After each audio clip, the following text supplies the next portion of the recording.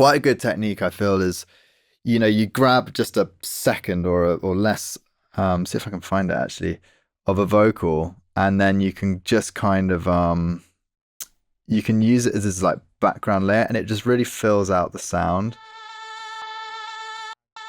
That actually doesn't sound very nice, but within everything. Within context.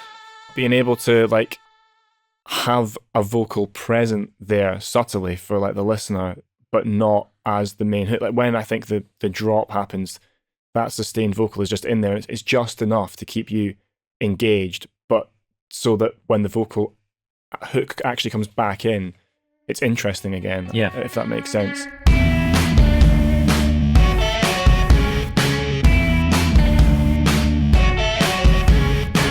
This episode is being supported by Tape It, the iPhone recording app made for musicians by musicians.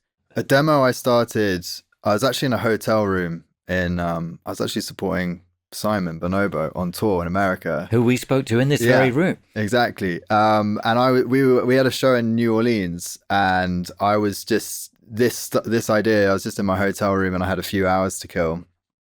And this was the loop I sort of did in my hotel room. So I don't know, shall I give this a play? Yeah, please do.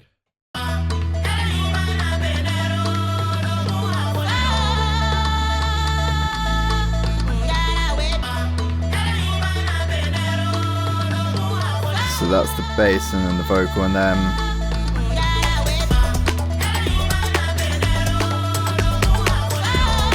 so there are a few different elements there. Yeah. From a few different places, or? So it started with there's a sample, which is where the vocal's coming from, and some of the kalimbas and stuff, you can hear it from that. We ended up AI ripping the vocal for the main version, sort of taking out the kalimbas. But yeah, the first thing I do with a sample is just try and recontextualize it. And so I find very easy way to do that is just getting single note bass line along with it. So this is the sample or the original track. And then you can kind of just add this like layer of emotion with bass.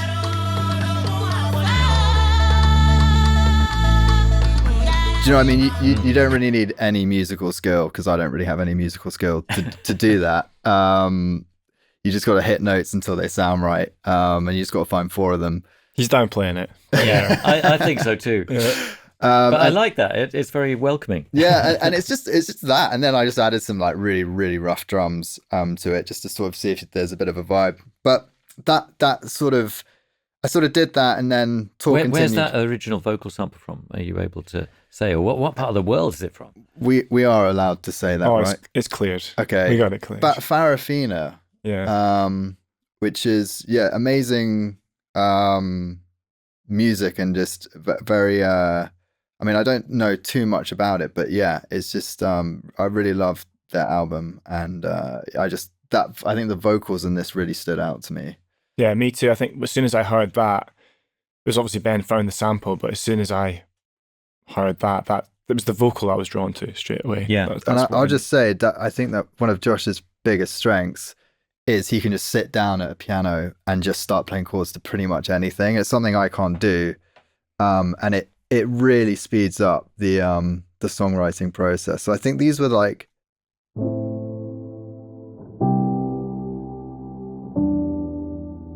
I think you did these at mine. That was at yours, yeah. We did, I think, the whole thing at yours, I thought. No, I think you then sent me I did some at the house, so then you sent me...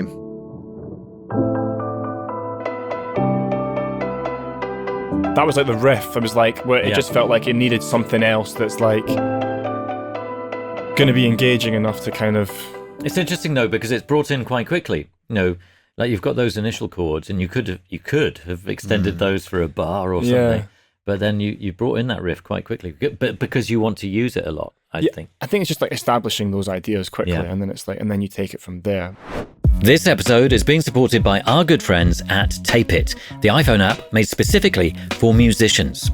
If you, like many of our guests, use voice memos, then as far as we're concerned, switching to Tape It is an obvious choice. It's free, and there are a load of features you won't find on Apple's Voice Memos app, including the ability to record straight from your lock screen, set markers, add notes, include photos of settings, and you can easily import your old voice notes, sync to the cloud, and create shared playlists with co-writers and bandmates.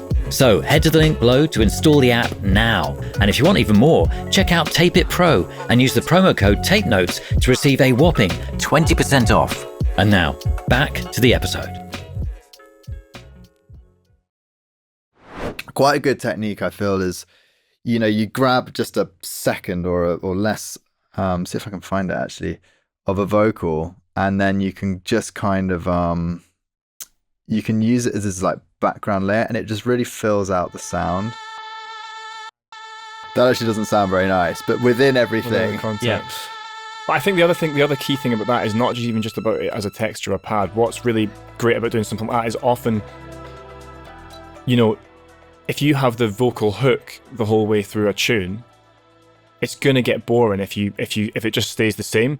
But being able to like have a vocal present there subtly for like the listener, but not as the main hook. Like when I think the drop happens, that sustained vocal is just in there. It's just enough to keep you engaged, but so that when the vocal hook actually comes back in, it's interesting again. Yeah, if that makes sense. Yeah, 100%. I think we've focused a lot on texture as well in this, which I think for producing is like really, I mean, I love texture. So I don't know if we should go through some of the texture stuff. Definitely.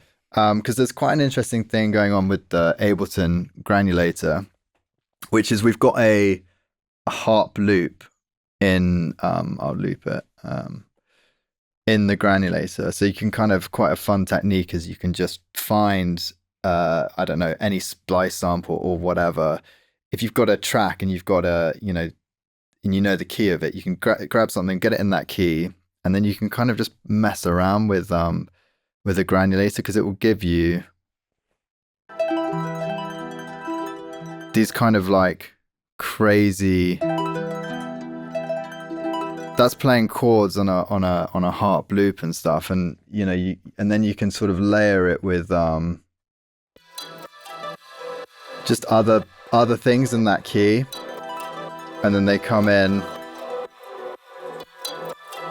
and and then when you've got the chords under that,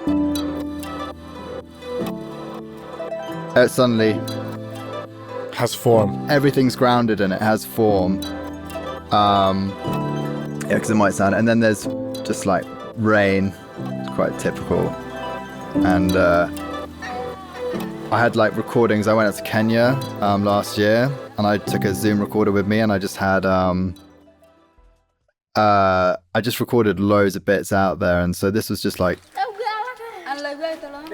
a field recording. You can hear people talking. You can just hear birds, and you can really hear this in the intro if you go back. It's like really kind of exposed, and I love that, like just hearing humans in the music actually, it makes it feel, I don't know, more real to me.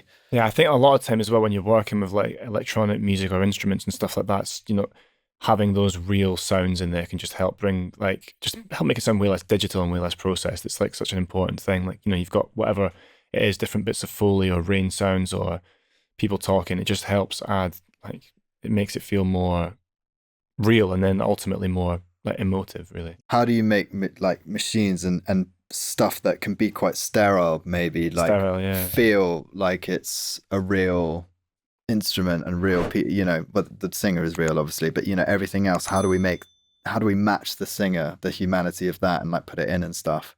Fascinating. Is there anything else we should hear from the track? There is, although I've just opened up the plugin. It says it needs to restart. Oh no, it doesn't, it's playing. My favorite bit of the tune is the outro. And we have there's a Slate and Ash. Have you heard of them? No. I think they're Bristol based and just make incredible plugins for Contact, Native Instruments Contact. And there's these beautiful, they do like an amazing granular thing called Cycles, but this is called Auras, and it just, this insane kind of pad sound, and then you layer the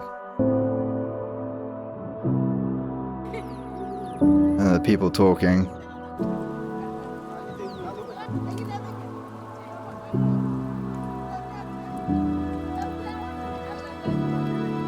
strings, yeah.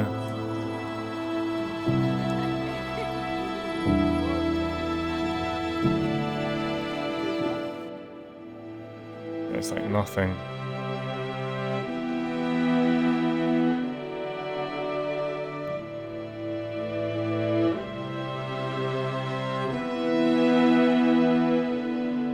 So just even what we were just talking about with the kind of space there, we're really taking our time with that outro. I think, you know, some people in music, you know, people are definitely conscious of DSP and, you know, streaming, and how can I, you know, how long does this tune need to be? And we need to do edits so it's shorter and it captures the attention quicker. And I think actually just ignoring that and like, what is actually the best thing to do for this tune? And my favorite bit is definitely this outro, which really takes its time, and this sort of dissonant pad from Slate and Ash is just,